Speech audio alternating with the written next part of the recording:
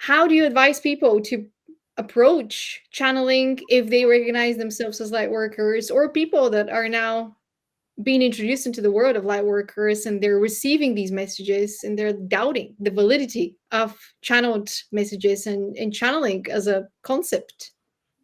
So yes, you definitely have to be very strong, strong to follow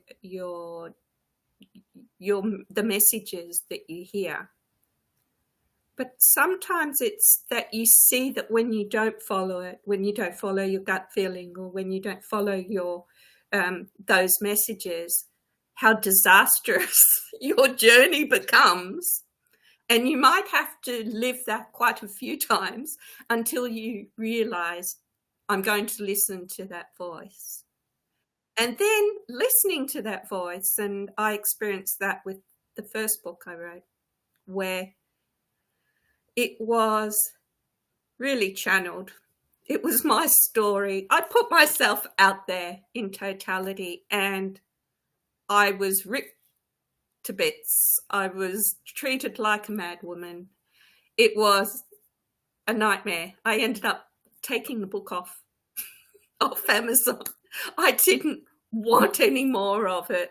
And I really went into a period of just coming back to myself, where I was listening to the voices, but I was living my life with those voices without external validation or external, other than with my patient clients. I call them patient clients because I'm not supposed to call them patients, but they are almost like that. Yeah. So when you're channeling, I think, first of all, you need to be a clear channel. A lot of people, and I have no judgment here, but a lot of people channel, but they're on drugs.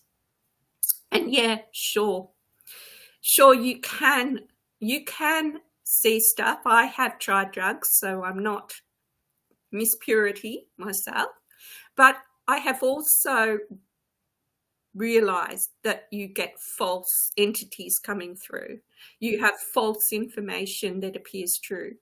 So you need to be really careful with that. So I would urge anyone on drugs to not trust their channeling, because and to only channel when there really are clear conduits, because that is really important. Secondly, when you're getting the information, I think you need to feel it and see where it's coming from. Is it coming from some unhealed part of myself, some trauma that I haven't resolved? Or is it actually, and if it's coming from trauma or an unresolved part, what is it trying to tell me? Because sometimes it won't be coming through as clearly as if it's clean conduit stuff. So that's another thing you have to look out for. So there's the drugs, and and then there's also the traumas. And I've experienced both of those, where I'm hearing messages, but the messages aren't really that clear because I have my filters on top of those messages and I'm interpreting them incorrectly. So that's another really important thing to check out for. Okay, say that you haven't got those two things going on and that you get a message. Well, then really you are just letting that energy come through your crown most of the time. Beware of coming through the third eye, because once it comes through the third eye, you start interpreting and messing around with it. So it is better as a light worker to really let the energy come through your crown and to come right down your body into the earth, so that you actually are really embodying the whole message rather than just coming through your head or even from your heart, because your heart, light workers, are so loving. And, I speak from experience as well, that we don't mind being trampled on. We don't mind letting other people hurt us.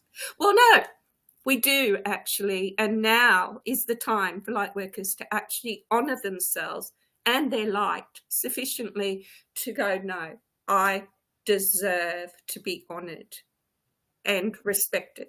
And that's another really important thing. So I would suggest really letting that energy really go through the whole body into earth, and then if you want to interpret it, but most of the time you don't have to.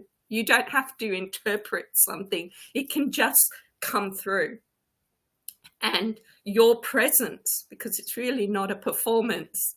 I mean, I have had times in channeling where I became other beings. So my whole face would change, my whole persona. I would become the person I was incarnating without any choice of my own. Most of the time it was just using me as a vessel, and I became very broken, and I had a lot of health issues because of that.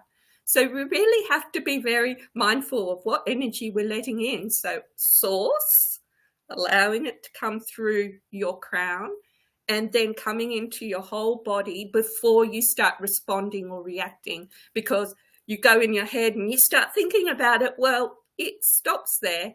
Or you're in your heart and you start loving everyone and trying to help everyone, and it stops there. Let it really come through your whole body.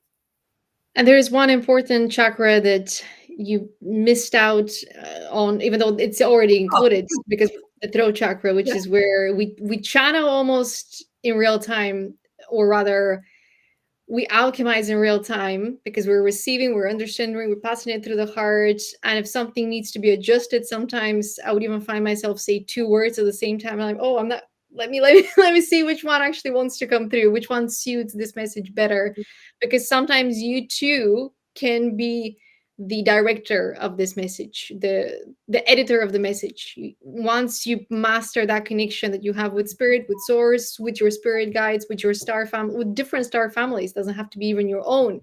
When you proclaim yourself ready to be of service, you will receive the message that needs to be delivered where you are. But then you have the opportunity to take an extra moment before you speak out loud what you've received, in a way where you enhance how other people deliver it. You enhance the experience for them.